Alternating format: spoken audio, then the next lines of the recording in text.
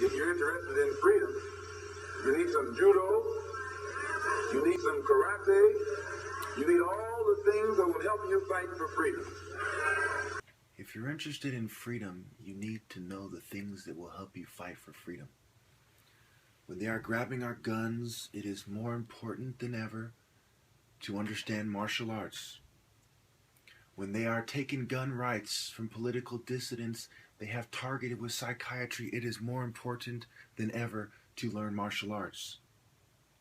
I am the top martial artist, and if you are interested in freedom and not excuses from the cowards who hide from my challenge, then you will follow me.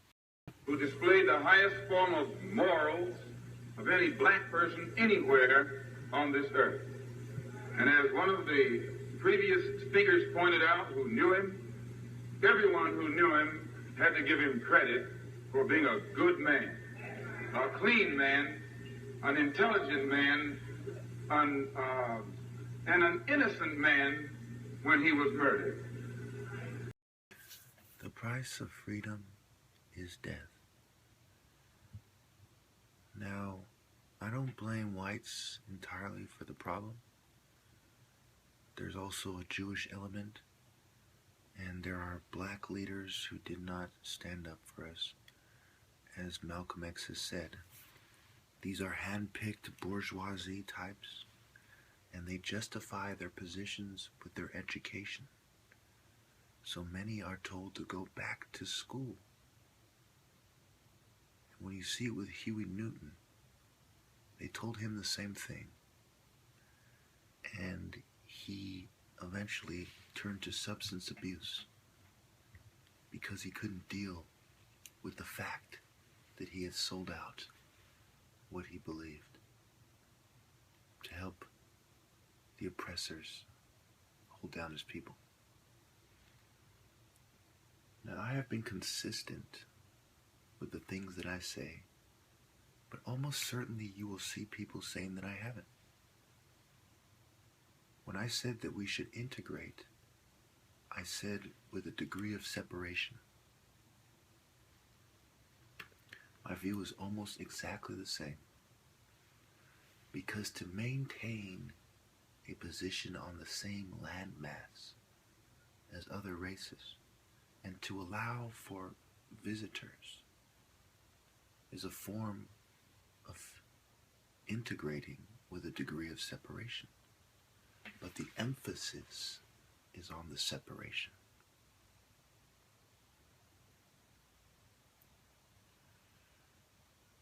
When you look at the disagreements between Martin Luther King and Malcolm X, it is obvious that Black America and white America alike decided that Martin Luther King was right and that Malcolm X's philosophy was too burdensome, too cumbersome to continue. So they chose the continuance of nonviolence. And many of Malcolm X's followers chose Farrakhan. And you've had a very minimal degree of violence. Malcolm X has said that the Muslims are not violent unless violence is done on them. I would make a correction here. There are several corrections I would make, as I am more insightful than he is, perhaps due to the fact that I live many decades, or at least some decades after he did. One can turn to violence if any form of warfare is directed on that person, especially when you cannot do the same thing back. Drugs, chemical warfare, biological warfare, psychological warfare.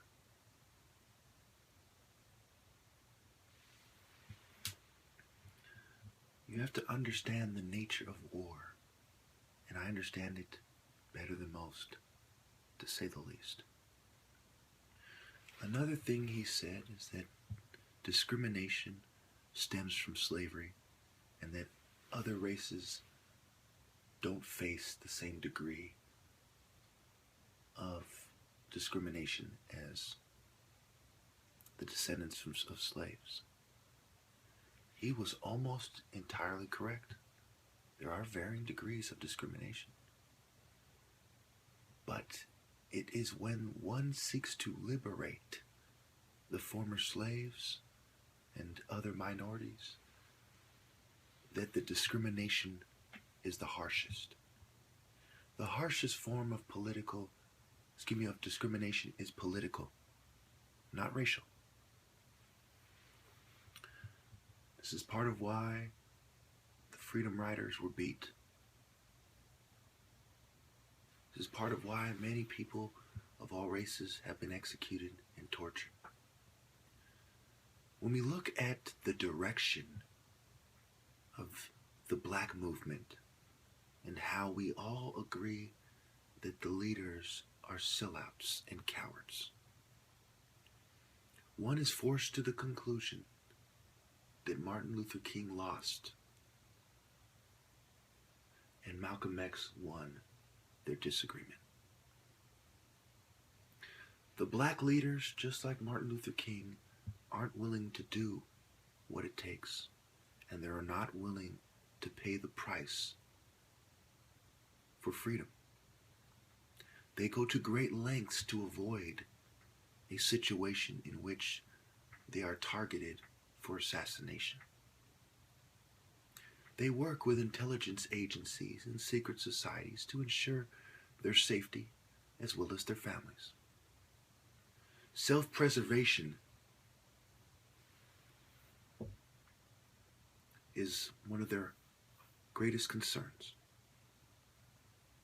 I do not have that problem or that spiritual deficiency.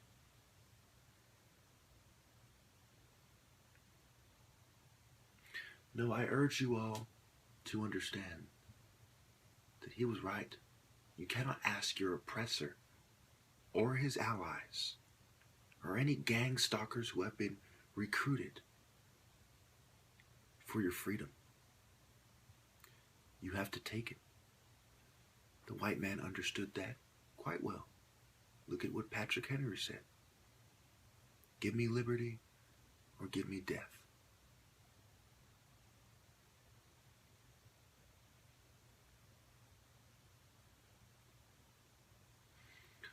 These people seek to cheat me out of my rightful position, and you cannot miss the significance. Number one, they have no logical argument as to why my challenge is not fair, but they insist that it isn't. When you are dealing with this Babylonian system that insists they are right when they are so obviously wrong, no matter how you slice it, not only can you not ask them for your freedom, you cannot compromise with them. They have their agenda, and they will not be moved. They will pretend to be giving you little things or meeting you halfway, but you will end up doing the compromising, and they will end up behaving like a fox.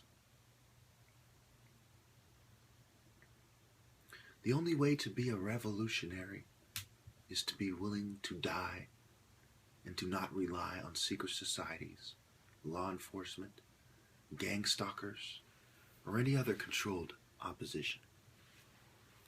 There is no other way to be a true revolutionary. Otherwise, you are no more than a government puppet or a corporate shill playing a role in the New World Order to incrementally bring in the agenda of the elite. This is not revolutionary activity. That is actually the activity of cowards. No one who is in a controlled opposition movement or who shares the philosophy of the enemy can claim to be more qualified than I am to lead, even if they had 100 years of experience and 10 PhDs. Morality is what makes a leader. Everything else is irrelevant because it all flows from morality. The highest form of wisdom is adherence to sacred morality. Morality also allows one to take advice if it is coming from the right source and it is consistent with morality and not with the philosophy and the agenda of the enemies. I have never, in the course of my political activity, been given that kind of advice. Only advice from cowards, gang stalkers, informants, plants, and assorted traitors. But for this reason, a moral leader will always be greater than one with a greater intellectual capacity or a greater intellectual mind, which I do not believe any of my contemporaries have, or any black leader has. I don't think any of them are more intellectual or intelligent than I am. And that's the honest truth.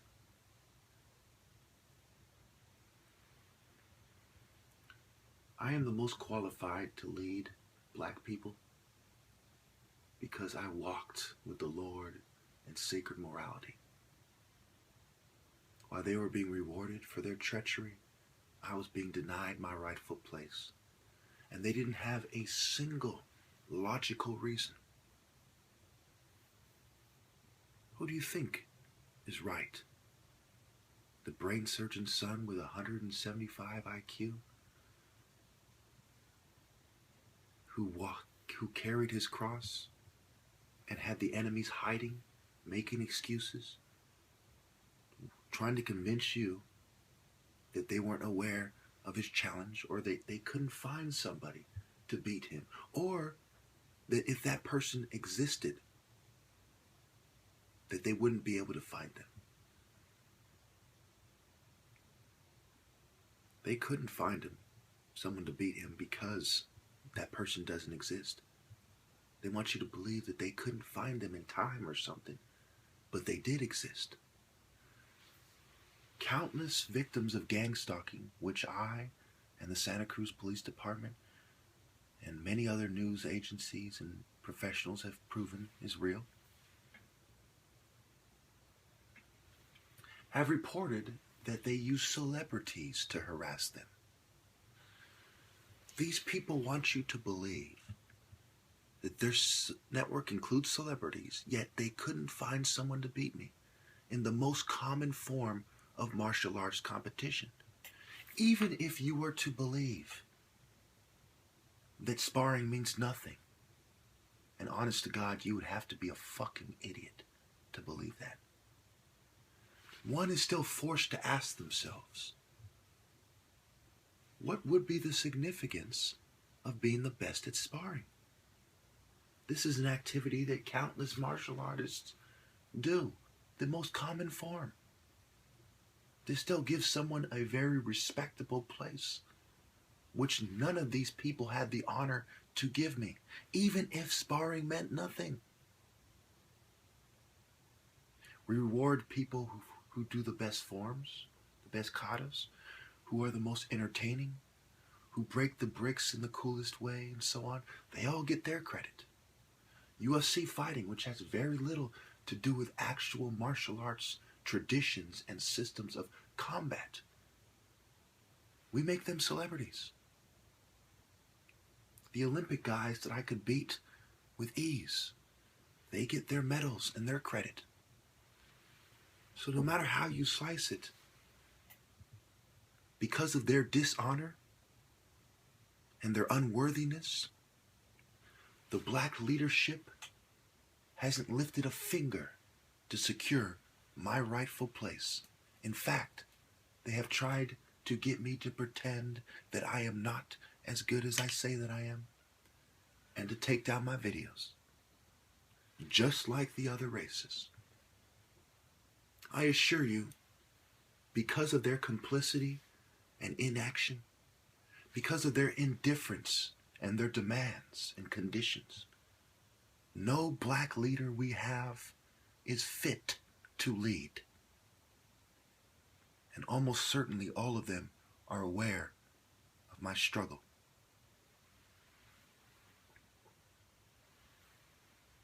For the same reason Martin Luther King didn't approve of Elijah Muhammad, I don't approve of any of them. To live as the slaves afraid to die for freedom is what they have to offer you. A coward's pittance, politically and socially, is what they have to offer you. I offer you freedom, dignity, honor, morality, and 100% uncut truth. Thank you. There are some people who think that being emotional in a way that people who adhere to mainstream social norms and not morality don't approve of. Especially when your people are being raped with psychiatry, raped politically, socially, economically, and even physically.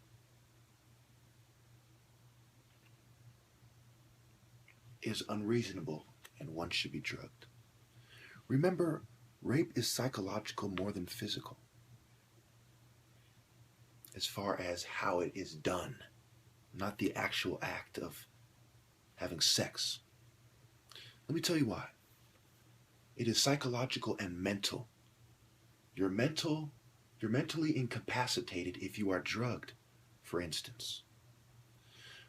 People often threaten women. They say, I don't want to have to hurt you. They use a gun or a knife. They might beat them up a little bit, then stop. And it is that threat of more violence that makes it so the woman doesn't struggle as much or at all. So in that sense, rape is more psychological. So when Malcolm X says your mother being raped, your women are being filth on, well, that's what's going on. People who otherwise would not have sex with attractive black women are having sex with them because they are using psychologists and psychology and the psychological effects of materialism, conformity, and cowardice to get them to spread their legs. These women are conditioned. When my generation has passed, I will be the most honored of ancestors. There's not a single one of you who can honestly say that I am not good looking, smart, and a good person. So it is fair to say that if my people weren't being psychologically raped or raped in the way that is consistent with how people associate rape, then I would be getting the best. They are raping the women and taking the women that I would have otherwise. And it's not just me.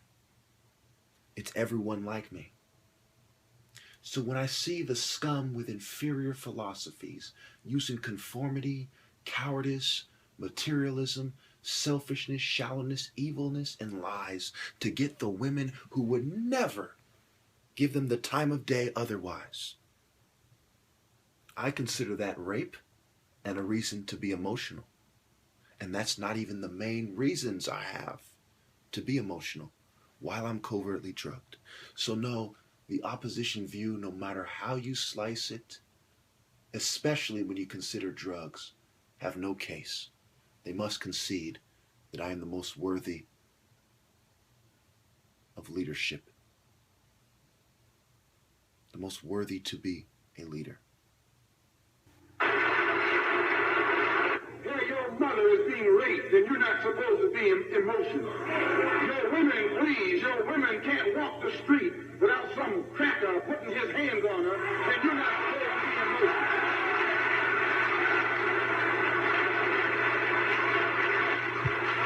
You know what disgusts me so much is that these cowards aren't being drugged. Their speech is not being confounded. And I still present better arguments, though I have my moments where I slip, which is understandable. Malcolm X, time and time again, says, No one held that against him. And he was a superior leader to Martin Luther King or any other black leader we have had, except for myself. And I'm just a potential black leader. So when you look at this thing, if you are not as disgusted as I am, if you are not seeing it my way, you ought to be ashamed of yourself.